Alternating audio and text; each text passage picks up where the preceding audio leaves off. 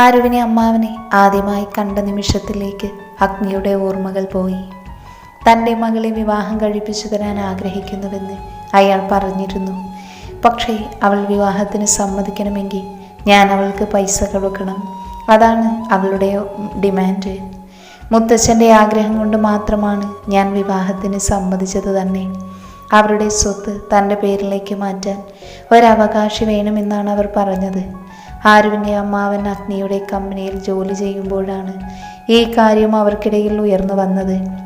ആരുവിൻ്റെ അമ്മാവന് അഗ്നിയുടെ സ്വഭാവത്തെക്കുറിച്ച് അറിയാമായിരുന്നു. അതിനാൽ അവളോട് വിവാഹത്തെക്കുറിച്ച് സംസാരിച്ചു. അങ്ങനെയാണ് അഗ്നി ആരോട് പറയാതെയും അവളെ കാണാതെയും വിവാഹം കഴിച്ചത്. അഗ്നി അതെല്ലാം ഒരു നിമിഷം ഓർത്തെടുത്തു. ഇവൾ നിരപരാധിയായിരിക്കാം, അഗ്നി അവളെ നോക്കി പറഞ്ഞു. പക്ഷേ മാതാപിതാക്കൾ എന്തിനാണ് മകളുടെ വിവാഹത്തിന് എൻ്റെ കയ്യിൽ നിന്ന് പണം ആവശ്യപ്പെടുന്നത്? അതും മകൾ അങ്ങനെ ഒരാവശ്യം പറഞ്ഞു എന്നൊക്കെ പറയുന്നത്. അവൻ എന്തൊക്കെയോ ഓർത്തിട്ടും ഒന്നും മനസ്സിലാവുന്നില്ല. ഇതെല്ലാം എങ്ങനെ സംഭവിച്ചുവെന്ന് എനിക്ക് മനസ്സിലാവുന്നില്ലല്ലോ, അവൻ സ്വയം പറഞ്ഞു. അഗ്നി ഒരുപാട് നേരം ചിന്തിച്ചുകൊണ്ടിരുന്നു. പക്ഷേ ഒരു നിഗമനത്തിനെത്താൻ അവന് കഴിഞ്ഞില്ല. ബന്ധങ്ങളെ മനസ്സിലാക്കുന്നതിലും മുത്തച്ഛനെ പരിപാലിക്കുന്നതിലും അവൻ വളരെ മോശമായിരുന്നു. അവൻ്റെ ജീവിതത്തിൽ അതിനെക്കുറിച്ച് ഒരിക്കലും സങ്കടപ്പെട്ടിട്ടില്ല. ആരോടും പ്രത്യേകമായി സ്നേഹവും തോന്നിയിട്ടില്ല. അവൻ്റെ ഉള്ളിൽ എപ്പോഴും ബിസിനസ്, പിന്നെ അവൻ്റെ സ്വഭാവം വെറും കലിപ്പും ദേഷ്യവും മാത്രമായിരുന്നു. അല്ലാതെ ആരോടൊരു കമ്മിറ്റ്മെൻറ്റ്സും അവനില്ലായിരുന്നു. അവൻ്റെ ബിസിനസ്സാണ് അവൻ്റെ ബന്ധം, അവൻ്റെ പ്രണയം, അവൻ്റെ ലോകം, അവൻ്റെ കുടുംബം, എല്ലാം അതുമാത്രമായിരുന്നു. മറ്റെല്ലാ ബന്ധങ്ങളെയും കുറിച്ച് അറിയാത്ത ഒരു മനുഷ്യനാണവൻ, തനിച്ചെകുത്താൻ. പക്ഷേ ഇപ്പോൾ ഈ നിമിഷം അവൻ്റെ ഉള്ളിൽ പലവിധ ചിന്തകളും നിലനിന്നിരുന്നു. അവനിൽ തന്നെ കുടുങ്ങിപ്പോയി എന്നതാണ് സത്യം. അവന് പണം, അത് മാത്രമാണ് വലുത്. ഇന്ന് വരെയുള്ളതെല്ലാം പണത്തിൻ്റെ അടിസ്ഥാനത്തിലാണ് അവൻ ചെയ്തത്. അതുകൊണ്ട് തന്നെ അവൻ പണം നൽകി വിവാഹം കഴിച്ചതും അതുകൊണ്ട് തന്നെയാണ്. പക്ഷേ ഇപ്പോൾ അവൻ എന്ത് ചെയ്യണമെന്നറിയില്ലായിരുന്നു. അവനോട് പറഞ്ഞ് തിരുത്തി കൊടുക്കാൻ ആരുമില്ല. അവൾ പൈസയല്ലേ തന്നിൽ നിന്ന് ആഗ്രഹിച്ചത്, അത് ഞാൻ കൊടുത്തല്ലോ. അതുകൊണ്ട് അവളുടെ ആഗ്രഹം നിറവേറ്റിയപ്പോൾ അവൾ ഒരുപാട് സന്തോഷവതിയായിരിക്കുമെന്നാണ് അവൻ കരുതിയത്. കാരണം അവൾ അവളുടെ ആവശ്യം നിറവേറ്റി. അതുകൊണ്ട് തന്നെ ഇനി അഗ്നി ആഗ്രഹിക്കുന്നത് അവൾ നൽകുമെന്നാണ് അവൻ വിചാരിച്ചിരിക്കുന്നത്. പക്ഷേ ഇപ്പോഴെല്ലാം നേരെ വിപരീതമാണ് സംഭവിക്കുന്നത്. അഗ്നി ഓരോന്നോർത്ത് മയങ്ങിപ്പോയി. വൈകുന്നേരമായി. അഗ്നി അപ്പോഴും വീട്ടിൽ തന്നെയായിരുന്നു. അവൻ പലപ്പോഴും രാത്രിയിൽ ഓഫീസിൽ നിന്ന് വൈകിയാണ് വരുന്നത്. അതിനാൽ വീട്ടിൽ ജോലിയൊന്നും ഉണ്ടായിരുന്നില്ല. ജോലിക്കാർ അവൻ അവിടെ ഇല്ലാത്തപ്പോൾ ആർമാദിക്കാനാണല്ലോ. പക്ഷേ ഇന്നവൻ വീട്ടിലുള്ളത് കൊണ്ട് ജോലിക്കാരെല്ലാവരും ദേഷ്യത്തോടെയാണ് അതിലൂടെ നടക്കുന്നത്. കാരണം അവരുടെ ഇഷ്ടങ്ങൾ അവിടെ നടക്കുന്നില്ല. അവൻ്റെ കൽപ്പന മാത്രമല്ലേ നടത്താൻ കഴിയൂ. എന്നാൽ കിച്ചു ഇന്ന് സന്തോഷവാനായിരുന്നു. അഗ്നി അവൻ്റെ ആരുവിൻ്റെ മുറിക്ക് പുറത്തു നിർത്തി അവളെ ശ്രദ്ധിക്കാൻ പറഞ്ഞു. അവൾ ഉണർന്നിട്ട് വേണം അഗ്നിക്ക് അവളോട് സംസാരിക്കാൻ, എല്ലാം തുറന്ന് ചോദിക്കാൻ. അതും ആലോചിച്ച് അവൻ ഓഫീസ് റൂമിലേക്ക് പോയി. അന്ന് രാത്രി 8 മണിക്ക് കിച്ചു അഗ്നിയുടെ അടുത്തേക്ക് വന്നു. ആരു മേഡം ഉണർന്നിട്ടുണ്ട് സർ. പക്ഷെ അത് കേട്ടതും അഗ്നി, എന്തു പറ്റി? അവൻ തിരിച്ച് സംശയത്തോടെ ചോദിച്ചു. മേഡം ഒന്നും പറയുന്നില്ല, മുകളിലേക്ക് തന്നെ നോക്കി കിടക്കുവാണ്, എഴുന്നേൽക്കുകയൊന്നും ചെയ്യുന്നില്ല, കിച്ചു വിഷമത്തോടെ അഗ്നിയോട് പറഞ്ഞു. അത് കേട്ടതും അഗ്നിക്ക് പിടിച്ചു നിൽക്കാനായില്ല. അവൻ ആരുവിൻ്റെ മുറിയിലേക്ക് ദേഷ്യത്തോടെ പാഞ്ഞു വന്നു. അവിടെ ചെന്നപ്പോൾ കിച്ചു പറഞ്ഞതുപോലെ തന്നെയായിരുന്നു. അവളുടെ കണ്ണുകളിൽ നിന്ന് കണ്ണുനീർ ഒഴുകിക്കൊണ്ടിരിക്കുന്നുണ്ട്. അതായിരുന്നു അവൾ ഉണർന്നു എന്നതിനുള്ള തെളിവ്. അഗ്നിക്ക് അങ്ങനെ കിടക്കുന്ന ആരുവിനെ കണ്ടപ്പോൾ അവൻ്റെ ദേഷ്യം മാറി അവൻ്റെ ഹൃദയത്തിൽ ഒരു വേദന ഉണർന്നു. അപ്പോഴാണ് ആരുവിനെ അവൻ ശ്രദ്ധിക്കുന്നത് പോലും. ഒരു നിമിഷം അവളെ തന്നെ നോക്കിയിരുന്നു. അവളുടെ കരച്ചിലിന് കാരണം താനായിരിക്കാം എന്നവൻ ഒരു നിമിഷം ഓർത്തുപോയി. അഗ്നി ആരുവിൻ്റെ അരികിലുള്ള കട്ടിലിൽ ചെന്നിരുന്നു. അവൻ വന്നിരുന്നതും ആരു ധൈര്യം സംഭരിച്ച് അവനിൽ നിന്ന് അകന്നു നിൽക്കാൻ ശ്രമിച്ചു. അത് കണ്ടതും അവനിൽ ദേഷ്യം നിറഞ്ഞെങ്കിലും അവൻ കടിച്ചമർത്തിക്കൊണ്ട് അവളെ തടഞ്ഞു നിർത്തി. എന്നിട്ട് അവളോടായി പറഞ്ഞു, അവിടെ കിടന്നു, എഴുന്നേൽക്കണ്ട. ഇപ്പം എങ്ങനെയുണ്ട്? അവൻ്റെ സൗമ്യതയോടെയുള്ള സംസാരം അവളിൽ അത്ഭുതം നിറഞ്ഞു. ആരും അവനോട് മറുപടിയൊന്നും പറഞ്ഞില്ല. അവൾ അഗ്നിയിൽ നിന്ന് രക്ഷപ്പെടാൻ ശ്രമിക്കുകയാണ്. ബെഡിൽ നിന്ന് അവൾക്ക് എഴുന്നേൽക്കാൻ ആഗ്രഹമുണ്ട്. അത് അഗ്നിക്ക് മനസ്സിലാവുകയും ചെയ്തു. അത് മനസ്സിലാക്കി അവൻ ആരുവിൻ്റെ കയ്യിൽ പിടിച്ചുകൊണ്ട് പറഞ്ഞു, ഞാൻ നിന്നോടൊരു കാര്യം ചോദിക്കട്ടെ? നീ അതെ അല്ലെങ്കിൽ ഇല്ല എന്ന് ഉത്തരം നൽകണം. അഗ്നി അവളുടെ മുഖത്തേക്ക് നോക്കി ചോദിച്ചു. അഗ്നിയുടെ ചോദ്യം കേട്ട് ആരു അവനെ നോക്കി മനസ്സിൽ പറഞ്ഞു, ഈ കാലൻ ഇനി എന്ത് ചോദ്യമാണ് എന്നോട് ചോദിക്കാൻ നിൽക്കുന്നത് ഈശ്വര? ഇനി എന്നെ കുളിപ്പിച്ച് കിടത്തുമോ ഈ ചെകുത്താൻ? എന്നെ സമാധാനത്തോടെ ഒന്ന് മരിക്കാൻ പോലും ഇയാൾ എന്നെ അനുവദിക്കില്ലേ? അവൾ മനസ്സിൽ പിറുപിറുത്തു. അഗ്നി അവളുടെ അനുവാദം പോലും ചോദിക്കാതെ അവളെ പിടിച്ച് കട്ടിലിൽ ചാരിയിരുത്തി. ആ നിമിഷം രണ്ടുപേരുടെയും കണ്ണുകൾ തമ്മിൽ കൊരുത്തു. അഗ്നിയുടെ കൈ പോഴും അവളിൽ തന്നെയാണ് സ്ഥാനം പിടിച്ചിരിക്കുന്നത്. അതുകൊണ്ട് തന്നെ ആരുവിനൊന്ന് തടയാൻ പോലും കഴിയുന്നില്ല. ആരുവും അറിയാതെ അവൻ്റെ കാപ്പി കണ്ണിലേക്ക് നോക്കിയിരുന്നു. അവൻ്റെ കണ്ണുകളിൽ എന്തൊക്കെയോ തന്നോട് പറയാനുണ്ട് എന്ന് അവൾക്ക് തോന്നിപ്പോയി. അതുപോലെ അവൻ്റെ കണ്ണിലെ എന്തോ ഒരു കാന്തിക ശക്തി തന്നെ കൊത്തി വലിക്കുന്നത് പോലെ അവൾക്ക് അനുഭവപ്പെട്ടു. അഗ്നിയിലും ഇതുപോലെ എന്തൊക്കെയോ ആയിരുന്നു. അവളുടെ ക്ഷീണിച്ച മുഖവും വരണ്ട ചുണ്ടുമെല്ലാം കൂടെ അവനെ വേദനിപ്പിച്ചു.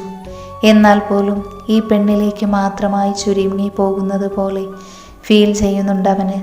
പെട്ടെന്നാണ് രണ്ടുപേരും സ്വബോധത്തിലേക്ക് വന്നത്. ആ നിമിഷം തന്നെ അഗ്നി അവളിൽ നിന്ന് അടർന്നു മാറി. ആരു അവനിൽ നിന്ന് കണ്ണുകൾ പിൻവലിച്ചു. അവൾക്കെന്തോ അവൻ്റെ മുഖത്തേക്ക് നോക്കാൻ ജാള്യത തോന്നി. അഗ്നി പതിയെ അവളോട് ചോദിച്ചു, നിന്നെ നിർബന്ധിച്ചാണോ ഈ വിവാഹത്തിന് അവർ സമ്മതിപ്പിച്ചത്? അഗ്നിയിൽ നിന്നുയർന്ന ചോദ്യം കേട്ട് ആരു ഞെട്ടിപ്പോയിരുന്നു. കാരണം അഗ്നി അത്തരമൊരു ചോദ്യം ചോദിക്കുമെന്ന് അവൾ പ്രതീക്ഷിച്ചിരുന്നില്ല. എന്ത് മറുപടി പറയണമെന്ന് അവൾക്ക് മനസ്സിലാവുന്നുണ്ടായിരുന്നില്ല. അവൾ എന്തു പറയും? മറുപടി പറയണോ വേണ്ടയോ എന്നൊരു നിമിഷം ചിന്തിച്ചു.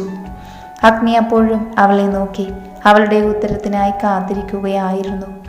ആരുമൊന്നും പറയുന്നില്ല എന്ന് തോന്നിയതും അഗ്നി വീണ്ടും പറഞ്ഞു, നോക്ക്, ഈ വിവാഹം നിന്റെ സമ്മതമില്ലാതെ നടത്തിയതാണെങ്കിൽ എന്നോട് പറ എന്താണ് സത്യമെന്ന്. ഞാൻ നിന്നെ ഈ ബന്ധത്തിൽ നിന്ന് മോചിപ്പിക്കാം. ഞാൻ എന്നിൽ നിന്ന് വിവാഹമോചനം ചെയ്തു തരാം. നിന്നെ സ്വതന്ത്രയാക്കി വിടാം. കാരണം എനിക്ക് എങ്ങനെ നിനക്ക് പറഞ്ഞു മനസ്സിലാക്കി തരണമെന്നറിയില്ല. അന്ന് ഞാൻ നിന്റെ അച്ഛന് പണം നൽകിയിരുന്നു. എന്തും പണം കൊണ്ട് നേടിയെടുക്കാമെന്നൊരു വിചാരമുണ്ടായിരുന്നു എനിക്ക്. അതുപോലെ തന്നെ നിന്നെയും പണം കൊണ്ട് നേടിയെടുക്കാൻ കഴിയുമെന്നാണ് ഞാൻ കരുതിയത്. പക്ഷേ ഞാൻ ഒരിക്കലും നിന്റെ സമ്മതമില്ലാതെയാണ് ഈ വിവാഹം നടന്നതെന്ന് ഞാൻ ചിന്തിച്ചിരുന്നില്ല. അതുകൊണ്ടാണ് ഞാൻ ചോദിക്കുന്നത്, നിന്റെ സമ്മതമില്ലാതെയാണ് ഈ വിവാഹം നടന്നത് എങ്കിൽ നിനക്ക് എന്നോട് തുറന്ന് സംസാരിക്കാം. ഞാൻ നിന്റെ കൂടെ നിന്റെ സന്തോഷത്തിന് വേണ്ടത് ചെയ്തു തരാം. ഇനിയും നീ വേദനിക്കേണ്ട, നീ തുറന്നെന്നോട് പറയണം.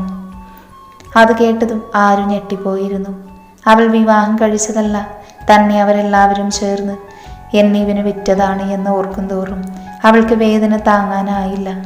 അഗ്നിയുടെ മുന്നിൽ അവൻ്റെ ഭാര്യയായിരിക്കാനുള്ള അവകാശം തനിക്കില്ല എന്നത് അവളിൽ വേദനയുണ്ടാക്കി. അവളെക്കുറിച്ചോർത്ത് അവൾക്ക് തന്നെ അവളോട് പുച്ഛം തോന്നി. ഇത്രയും ഗതികെട്ടവൾ ഈ ലോകത്തുണ്ടോ എന്ന് അവൾ ഒരു നിമിഷം ഓർക്കാതിരുന്നില്ല. ഈ ചെകുത്താനു വേണ്ടി അവർ തന്നെ വിറ്റതാണ് എന്ന് ഓർക്കും തോറും അവളുടെ കണ്ണുകൾ നിറയാൻ തുടങ്ങി. എന്നാലും അവൾ പരമാവധി പിടിച്ചു നിന്നു. അവൾക്ക് സ്വന്തമായെന്ന് പറയാൻ ആരുമില്ല എന്ന് ഓരോ നിമിഷവും അവളെ പഠിപ്പിച്ചു. അവളെ വിറ്റൊരമ്മാവൻ, അയാളെ ഓർക്കും തോറും ദേഷ്യം നിറഞ്ഞു അവളുടെ ഉള്ളിൽ. ഇതിനേക്കാൾ ഗതികെട്ടവൾ ആരാനുള്ളത്? അവളുടെ ജീവിതം ഇനി എന്ത്? അങ്ങനെ ഒരുപാട് ചോദ്യങ്ങൾ അവളുടെ മനസ്സിൽ തന്നെ നിറഞ്ഞു നിന്നു. അത് കൂടുതൽ ചിന്തിച്ചു വഷളാക്കാൻ അവൾ ആഗ്രഹിച്ചില്ല. അവളുടെ ഉള്ളിൽ നിറഞ്ഞു നിന്ന ഒരേ ഒരു വാക്കാണ് വിവാഹമോചനം. എന്ത് ചെയ്യണം, എന്ത് മറുപടി കൊടുക്കണമെന്നും അറിയാത്തൊരവസ്ഥ. ആരും ഒന്നും പറയാതിരുന്നത് കണ്ട് അഗ്നി വീണ്ടും പറഞ്ഞു, നിനക്കെന്താ എന്നോട് സംസാരിക്കാൻ അറിയില്ലേ?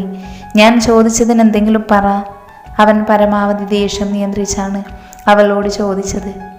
ഏകാന്തതയും ശൂന്യതയും നിറഞ്ഞ ആരുവിൻ്റെ കണ്ണുകൾ അഗ്നിയുടെ കണ്ണിലേക്ക് പതിഞ്ഞു. അതോടെ അഗ്നിയുടെ കണ്ണുകൾ അവളുടെ കണ്ണുകളുമായി വീണ്ടും കൊരുത്തു. ആ സുന്ദരമായ കണ്ണുകൾ വീണ്ടും അഗ്നിയുടെ ചോദ്യങ്ങൾ ചോദിക്കാൻ തുടങ്ങി. അതിന് അഗ്നിക്ക് ഉത്തരമില്ലായിരുന്നു. അവളുടെ കണ്ണുകളിൽ എന്തൊക്കെയോ ഒളിഞ്ഞിരിക്കുന്നത് പോലെയായിരുന്നു അവന് തോന്നിയത്. ആരുവിൻ തൻ്റെ കൺപോളകൾ അടച്ചു. അതുമൂലം രണ്ടു കണ്ണുകളിൽ നിന്നും കണ്ണുനീരൊഴുകി. പരമാവധി അവൾ പിടിച്ചു നിർത്തിക്കൊണ്ട് കണ്ണുകളുയർത്തി തല പിന്നിലേക്ക് ചരിച്ച് മൃദുവായി പറഞ്ഞു, അതിനി പറഞ്ഞിട്ട് കാര്യമില്ലല്ലോ.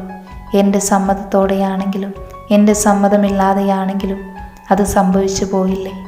ഇനി എന്ത് ചെയ്യാൻ പറ്റും? എല്ലാവരുടെയും മുൻപിലും ഞാൻ നാണം കെട്ടിയിരുന്നില്ലേ. അതിന് തിരിച്ചെടുക്കാൻ കഴിയുമോ? ഇല്ല. അതുപോലെ ഇത്രയും ദിവസം ഞാൻ ഒരുപാട് വേദനിച്ചു. അത് തിരിച്ചു തരാൻ കഴിയുമോ? ഇല്ല. പിന്നെ പറഞ്ഞിട്ട് എന്താണ് ഇനി കാര്യം? ഞാനൊരു നരകത്തിൽ നിന്ന് മറ്റൊരു നരകത്തിലേക്ക് പ്രവേശിച്ചു.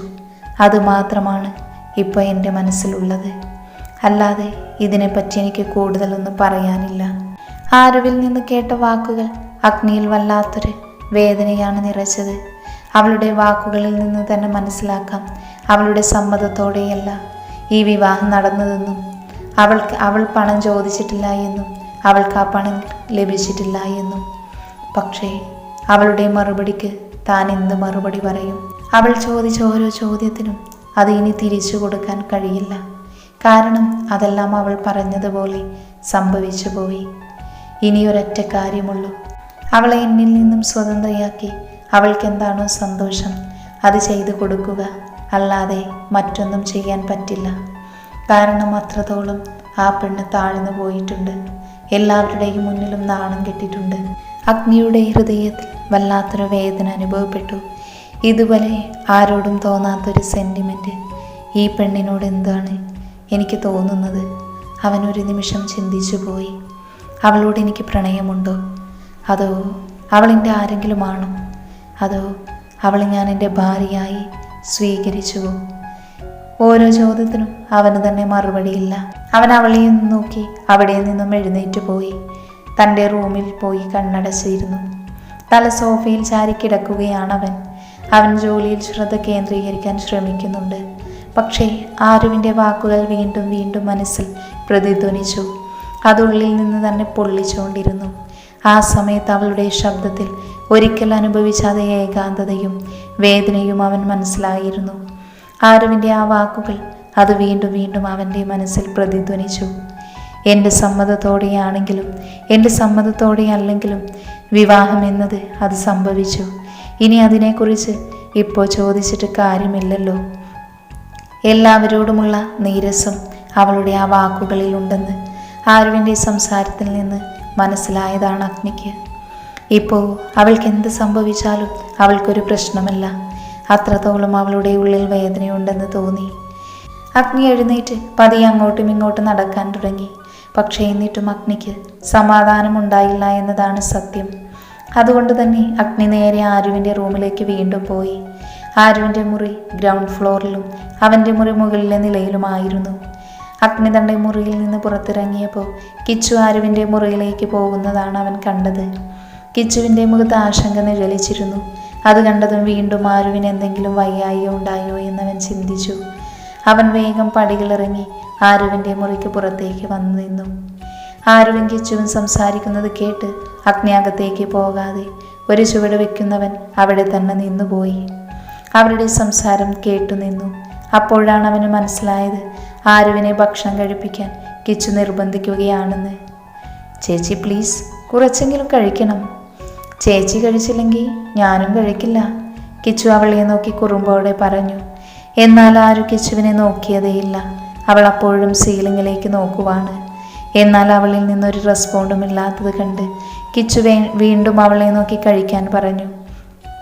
അത് കേട്ട് അവൾ അവനെ നോക്കി എന്നിട്ട് സംസാരിച്ചു. ഞാൻ എന്ത് ചെയ്തിട്ടാണ് മുത്തച്ഛൻ്റെ മുറിയിൽ നിന്ന് എന്നെ ആ കാലൻ പുറത്താക്കിയത്? അതെൻ്റെ ഉള്ളിൽ വല്ലാത്തൊരു വേദനയായി നിഴലിക്കുന്നു കിച്ചു. എന്താണ് അയാളിങ്ങനെ? ആരുവിൻ്റെ വാക്കുകൾ കേട്ട് കിച്ചു അത്ഭുതത്തോടെ ആരുവിനെ നോക്കി പറഞ്ഞു. ചേച്ചി ഇപ്പോഴും അതിൽ കുടുങ്ങിയിരിക്കുകയാണോ? അതിനുശേഷം എന്തൊക്കെ സംഭവിച്ചു? ചേച്ചി അതെല്ലാം മറന്നു. ചേച്ചിക്ക് ഓർമ്മയില്ലാതെ ബോധം കെട്ട് വീണിരുന്നു. അതുപോലെ ചേച്ചിക്ക് ഓർമ്മയില്ലേ? പിന്നെ ശ്വാസം കിട്ടാതെ പിടഞ്ഞിരുന്നു. അതൊന്നും ചേച്ചിക്ക് ഓർമ്മയില്ല? കിച്ചു അത്ഭുതത്തോടെ ആരുവിനെ നോക്കി ചോദിച്ചു. അതുകൊണ്ടാണ് ഞാൻ പറഞ്ഞത് ഇപ്പം എഴുന്നേറ്റ് ഭക്ഷണം കഴിക്കാൻ. കാരണം ഒരുപാട് മരുന്ന് ശരീരത്തിൽ ചെന്നിട്ടുണ്ട്. അതുകൊണ്ട് ക്ഷീണം ഉണ്ടാവും. ഫുഡ് കഴിച്ചാലേ ചേച്ചി ആദ്യത്തെ പോലെ ഉഷാറാവുകയുള്ളൂ. കിച്ചു എത്ര പറഞ്ഞിട്ടും ആരു ഭക്ഷണം കഴിക്കാൻ താല്പര്യം കാണിച്ചില്ല. പക്ഷേ കിച്ചുവിൻ്റെ വാക്കുകൾക്ക് മറുപടിയായി അവൾ പറഞ്ഞു, ചിലപ്പോൾ ജീവിതം ഇങ്ങനെയാണടാ. നമ്മുടെ സ്വപ്നങ്ങളിൽ പോലും കാണാൻ കഴിയാത്ത ആളുകളെ കണ്ടുമുട്ടാനിടയാവും. ഒരിക്കൽ നമ്മുടെ ജീവിതത്തിൽ ഒരു പ്രിയപ്പെട്ട വ്യക്തി കടന്നു വരുന്നു. പിന്നെ കുറച്ചു കാലം കഴിഞ്ഞപ്പോൾ ആ വ്യക്തി ഇനിയില്ല എന്നറിയുന്നു. അതിനുശേഷം നമ്മുടെ ജീവിതത്തിൽ ഒരാൾക്ക് ചിന്തിക്കാൻ പോലും കഴിയാത്തതെല്ലാം നേരിടുന്നു. പിന്നെയും ആ വ്യക്തിയെ വീണ്ടും നമ്മൾ കണ്ടുമുട്ടുന്നു. എന്തായിരിക്കും കിച്ചു നിനക്ക് ആ സമയം അനുഭവപ്പെടുക? അവൾ അവനെ നോക്കി പറഞ്ഞു നിർത്തി. ആരു കിച്ചുവിനെ ഉറ്റുനോക്കി. അതേസമയം അവനും അവളെ ഒരു ചോദ്യചിഹ്നമായി നോക്കാൻ തുടങ്ങി. ആ നിമിഷം തന്നെ ആരു അവനിൽ നിന്നും നോട്ടം മാറ്റിയിരുന്നു. കിച്ചുവിന് ആ സമയം അവളോട് എന്ത് പറയണമെന്നറിയാത്തൊരവസ്ഥയിലായിരുന്നു അവൻ. ചേച്ചി എന്താ ഇങ്ങനെയൊക്കെ എന്നോട് പറഞ്ഞതെന്ന് എനിക്കറിയില്ല. പക്ഷേ ഒരു കാര്യം എനിക്കറിയാം, ചേച്ചിക്ക് എന്തൊക്കെയോ ഞാൻ അറിയാത്ത വിഷമങ്ങളുണ്ടെന്ന്. പക്ഷേ അത് ഞാനിപ്പോൾ ചോദിക്കുന്നില്ല. അതെന്ത് തന്നെയായാലും പെട്ടെന്ന് ശരിയായി ചേച്ചിക്ക് ഒരുപാട് സന്തോഷമുള്ളൊരു ജീവിതം ഈശ്വരൻ തരട്ടെ. പിന്നെ ചേച്ചി ഈ ഫുഡ് കഴിക്കണേ. അത് പറഞ്ഞ് കിച്ചു വിഷമത്തോടെ അവളുടെ റൂമിൽ നിന്ന് പുറത്തേക്ക് പോയി. കിച്ചു പുറത്തിറങ്ങിയതും അഗ്നി ആ റൂമിന് പുറത്ത് നിൽക്കുന്നതാണ് കണ്ടത്. അവനൊന്ന് ഞെട്ടി. അഗ്നിയെ നോക്കാൻ കിച്ചുവിന് പേടി തോന്നി. അവൻ അതേ ഭയത്തോടെ അഗ്നിയോട് പറഞ്ഞു, ക്ഷമിക്കണം സർ, ഞാൻ. അവൻ വിക്കി വിക്കി പറയാൻ തുടങ്ങി. എന്നാൽ അഗ്നി കിച്ചുവിൻ്റെ തോളിൽ കൈവച്ച് കണ്ണിറുക്കി അവിടെ നിന്ന് പോകാൻ ആംഗ്യം കാണിച്ചു. അത് കണ്ട് കിച്ചു അത്ഭുതത്തോടെയും സന്തോഷത്തോടെയും തൻ്റെ സാറിനെ ഒരു പുഞ്ചിരിയോടെ നോക്കി അവിടെ നിന്ന് പോയിരുന്നു. അഗ്നി ആ നിമിഷം കിച്ചു പോയ വഴിയെ നോക്കി. അവൻ്റെ ചുണ്ടിൽ ആ സമയം ആരും കാണാതെ ഒളിപ്പിച്ചു വെച്ചിരുന്നൊരു പുഞ്ചിരി ഉണ്ടായിരുന്നു. അതിനുശേഷം അവൻ നേരെ ആരുവിൻ്റെ അടുത്തേക്ക് പോയി. അഗ്നി വന്നപ്പോഴും അവൾ കണ്ണടച്ച് കിടക്കുവാണ്. അവളുടെ കണ്ണുകളുടെ കോളിൽ നിന്ന് കണ്ണുനീർ ഒഴുകിക്കൊണ്ടിരുന്നു. അഗ്നി ഒരു മിനിറ്റോളം അവളെ തന്നെ നോക്കിക്കൊണ്ടിരുന്നു. അവളുടെ ഒഴുകിയിറങ്ങുന്ന കണ്ണുനീർ അവനെ വല്ലാതെ വേദനിപ്പിക്കുന്നുണ്ടായിരുന്നു. അത് എന്തുകൊണ്ടാണെന്ന് മാത്രം അവന് മനസ്സിലായില്ല. അവൻ്റെ ഹൃദയം അതിവേഗത്തിൽ മിടിക്കാൻ തുടങ്ങി. അവളുടെ കണ്ണുനീര് തുടച്ചു മാറ്റാൻ കൊതി തോന്നി. എന്നിട്ട് അവളുടെ നെറ്റിയിൽ ഒരു ചുടുചുംബനം നൽകാൻ അവൻ ആഗ്രഹിച്ചു. പക്ഷേ എന്തോ അവളുടെ അരികിലേക്ക് പോവാൻ അവൻ്റെ കാല് ചലിച്ചില്ല. ആ സമയം അവൻ്റെ ഉള്ളിൽ വേറെന്തൊക്കെയോ നുരഞ്ഞു പൊന്തി. അവനൊന്ന് തലകുടഞ്ഞ് മനസ്സിൽ പലതും കണക്കുകൂട്ടി അവിടെ നിന്നും പുറത്തേക്ക് ഇറങ്ങിയിരുന്നു. ആ നിമിഷം തന്നെ അവൻ്റെ കാർ അവിടെ നിന്നും ചീറിപ്പാഞ്ഞു പോയിരുന്നു. അവൻ മനസ്സിൽ പലതും കണക്കുകൂട്ടിയാണ് അവിടെ നിന്നും ഇറങ്ങിയത്. അഗ്നി അവളെ വന്ന് കണ്ടതും അവിടെ നിന്ന് അവൻ ദേഷ്യത്തോടെ പോയതുമൊന്നും ആരും അറിഞ്ഞില്ല എന്നതാണ് സത്യം. അവൻ പോയി കഴിഞ്ഞ് കുറച്ച് കഴിഞ്ഞതും അവൾ എഴുന്നേറ്റ് ബാത്റൂമിലേക്ക് വന്നു. ഇളം ചൂടുള്ള വെള്ളത്തിൽ അവൾ ഷവർ ഓണാക്കി. അതിനടിയിൽ അവൾ നിന്നു. ആ ചൂടുവെള്ളം അവൾക്ക് ആശ്വാസം നൽകി. അവളുടെ മനസ്സിനും ശരീരത്തിനും ചെറിയൊരു ഉന്മേഷം വരുത്താൻ കഴിഞ്ഞു. ആ വെള്ളത്തോടൊപ്പം അവളുടെ എല്ലാ വേദനയും ക്ഷീണവും മാറിയതുപോലെ തോന്നി അവൾക്ക്. അവൾ വസ്ത്രം മാറ്റി അല്പം ഭക്ഷണം കഴിച്ചു. അതോടൊപ്പം തന്നെ കിച്ചു അവൾക്കായി കൊണ്ടുവന്ന മരുന്നും വെള്ളവും കുടിച്ചു. അതിനുശേഷം അവൾ പുസ്തകമെടുത്ത് വായിക്കാൻ തുടങ്ങി. അവളുടെ ഉള്ളിൽ ചെറിയൊരു ആശ്വാസം തോന്നി തുടങ്ങിയിരുന്നു. അതെന്തുകൊണ്ടാണെന്ന് അറിയില്ല. ആര് സ്വയം ഒരു തീരുമാനമെടുത്തു. ഇനിയും താൻ തോൽക്കില്ല, കരയില്ല, അങ്ങനെ പല തീരുമാനങ്ങളും. അതിനുവേണ്ടി അവൾ സ്വയം ധൈര്യം നൽകി. ആ തീരുമാനത്തിൽ ഉറച്ചു നിൽക്കാൻ അവൾ തയ്യാറെടുക്കുകയായിരുന്നു. അതിനാൽ ആദ്യം അവൾ സ്വയം കുറച്ച് പോസിറ്റീവ് ആവണമെന്ന് തോന്നി അവൾക്ക്. ആ തീരുമാനത്തിൻ്റെ പുറത്താണ് അവൾ ഭക്ഷണം കഴിച്ചതും മരുന്ന് കഴിച്ചതുമെല്ലാം. സമയം രാത്രി ഏകദേശം 9 മണിക്ക് ശേഷം. അഗ്നി അപ്പോഴും കാർ ഓടിച്ചുകൊണ്ടിരിക്കുകയാണ്. സന്തോഷം മാത്രമാണ് അവൻ്റെ മനസ്സിൽ നിറഞ്ഞു നിന്നത്. അവൻ ആ സമയം ഓരോന്ന് ഓർത്തെടുത്തു. നിരവധി പെൺകുട്ടികൾ അവൻ്റെ ജീവിതത്തിൽ വന്നിരുന്നു. പക്ഷേ അഗ്നി ആരെയും വിഷമിപ്പിച്ചിട്ടില്ല. അറിഞ്ഞുകൊണ്ട് അവൾ സന്തോഷത്തോടെയാണ് ഈ വിവാഹത്തിന് സമ്മതിച്ചതെന്ന് കരുതിയാണ് അവളെ വിവാഹം കഴിച്ചത് തന്നെ. പകരം ധാരാളം പണവും അവൻ നൽകിയിരുന്നു. അതിൽ അവൾ സന്തോഷിക്കുമെന്നാണ് അവൻ കരുതിയത്. ദേഷ്യം അവൻ്റെ കൂടപ്പിറപ്പാണെങ്കിലും ആരെയും വെറുതെ വഴക്ക് പറയുകയോ വേദനിപ്പിക്കുകയോ ചെയ്യാൻ ശ്രമിക്കാറില്ല, പ്രത്യേകിച്ച് സ്ത്രീകളെ. പക്ഷേ തന്നോടൊപ്പം ജീവിച്ചിട്ടും ഒരു പെൺകുട്ടി ഇത്രയധികം വിഷമിക്കുന്നുവെന്ന് അവൻ കരുതിയിരുന്നില്ല. അതവന് സഹിക്കാൻ കഴിയുന്നുണ്ടായിരുന്നില്ല. ജീവിതത്തിൽ വരുന്ന എല്ലാ പെൺകുട്ടികളും തന്നോടൊപ്പം ജീവിതം ചിലവഴിക്കാൻ ആഗ്രഹിച്ചിട്ടാവും തൻ്റെ അരികിലേക്ക് വരുന്നത് എന്നാണ് അവൻ ആദ്യമൊക്കെ കരുതിയത്. പക്ഷേ അവയിലെല്ലാം പണത്തിനും പദവിക്കും വേണ്ടിയുള്ള ആഗ്രഹം മാത്രമേ അവൻ കാണാൻ കഴിഞ്ഞുള്ളൂ. അതുകൊണ്ട് തന്നെയാണ് അഗ്നി പണം കൊടുത്ത് തൻ്റെ കുഞ്ഞിനെ പ്രസവിച്ച് തൻ്റെ ജീവിതത്തിൽ നിന്ന് ഒഴിഞ്ഞു പോകുന്ന ഒരു പെൺകുട്ടിയെ തിരഞ്ഞെടുത്ത് വിവാഹം കഴിച്ചത്. പക്ഷേ അവൻ അറിഞ്ഞിരുന്നില്ല അവൾക്ക് സമ്മതമില്ലാതെയാണ് വിവാഹം നടന്നതെന്ന്. തനിക്ക് ജീവിതകാലം മുഴുവൻ ഒരു പെൺകുട്ടിയോടൊപ്പം ജീവിക്കാൻ കഴിയില്ലെന്ന് അവന് തോന്നി. തൻ്റെ സ്വഭാവം അറിഞ്ഞ് തന്നെ സ്നേഹിക്കാൻ കഴിയുന്ന, തന്നെ സഹിക്കാൻ കഴിയുന്ന ഒരു പെണ്ണ് തൻ്റെ ജീവിതത്തിൽ വരില്ല എന്നാണ് അവൻ്റെ തോന്നൽ. ഇതുവരെ തൻ്റെ ജീവിതത്തിൽ ഒരുപാട് പെൺകുട്ടികൾ കടന്നു വന്നിട്ടുണ്ട്. പക്ഷെ അവൻ വരുന്ന പെൺകുട്ടികളുടെ സ്വഭാവം മനസ്സിലാക്കി കഴിഞ്ഞാൽ അവരെ അടുപ്പിക്കാറില്ല. അതുകൊണ്ട് തന്നെ അവർ സ്വയം പിന്മാറും. കാരണം അഗ്നിയുടെ സമയം അവർക്ക് വേണ്ടി അവൻ മാറ്റിവെക്കാറില്ല. അതുപോലെ വരുന്ന പെൺകുട്ടികൾക്ക് അവൻ്റെ ദേഷ്യവും വാശിയും അവർക്ക് സഹിക്കാൻ കഴിഞ്ഞില്ല എന്നതാണ് സത്യം. അതുകൊണ്ട് തന്നെ അവർ സ്വയം അവനിൽ നിന്ന് അകന്നു നിൽക്കും. അഗ്നി ഒരിക്കൽ ആഗ്രഹിച്ചിരുന്നു അവൻ്റെ മാത്രമായൊരു പെണ്ണ് ഉണ്ടാകണമെന്ന്. പണമോ അവൻ്റെ സ്വത്തോ ആഗ്രഹിക്കാത്ത, അവന് ജീവന തുല്യം സ്നേഹിക്കുന്നൊരു പെണ്ണിനെ അവൻ ആഗ്രഹിച്ചു. അവൻ്റെ ദേഷ്യത്തെ ശമിപ്പിക്കാനും അവനെ കൂടുതൽ മനസ്സിലാക്കുകയും ചെയ്യുന്നൊരു പാവം പെൺകുട്ടിയെ. എന്നാൽ അവൻ്റെ ജീവിതത്തിൽ അവൻ പോലും പ്രതീക്ഷിക്കാത്ത ഓരോ ട്വിസ്റ്റുകളാണ് നടന്നുകൊണ്ടിരിക്കുന്നത്.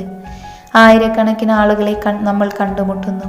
പക്ഷെ അവരിൽ നമ്മുടെ ആഗ്രഹത്തിന് സമാനമായ ഒരാളെയെങ്കിലും കണ്ടെത്തുക അത് വളരെ ബുദ്ധിമുട്ടാണ്. പക്ഷെ അങ്ങനെ ഒരു പെണ്ണിനെ കണ്ടെത്തി കഴിഞ്ഞാൽ അവരെ വിലമതിക്കുന്നില്ല, അല്ലെങ്കിൽ സാഹചര്യങ്ങളുമായി വിട്ടുവീഴ്ച ചെയ്ത് ജീവിക്കാൻ ശ്രമിക്കുന്നില്ല എന്നതാണ് സത്യം. എന്നാൽ ഇപ്പോൾ മുതൽ സാഹചര്യങ്ങളുമായി വിട്ടുവീഴ്ച ചെയ്തുകൊണ്ട് ജീവിക്കാൻ അഗ്നിയും പഠിച്ചുകൊണ്ടിരിക്കുന്നു. അവൻ ആഗ്രഹിക്കുന്നു. അതുകൊണ്ട് മാത്രമാണ് ആരുവിൻ്റെ കാര്യത്തിൽ തനിക്ക് ഇത്ര ടെൻഷൻ എന്നവൻ ഓർക്കാതിരുന്നില്ല. ഇന്നവൻ ആരുവിൽ താൻ ആഗ്രഹിച്ച നിഷ്കളങ്കമായ പെണ്ണിനെ കാണാൻ കഴിയുന്നുണ്ട്. തൻ്റെ ഹൃദയത്തിൽ എവിടെയോ അവൾ ഉള്ളതായി, അല്ലെങ്കിൽ തൻ്റെ ജീവിതത്തിലുടനീളം തൻ്റെ കൂടെ അവൾ വേണമെന്ന് അവൻ്റെ മനസ്സ് ആഗ്രഹിക്കുന്നുണ്ട്. പക്ഷെ പുറത്ത് ദേഷ്യത്തിൻ്റെ മുഖംമൂടി അണിഞ്ഞ് നടക്കുവാണവൻ.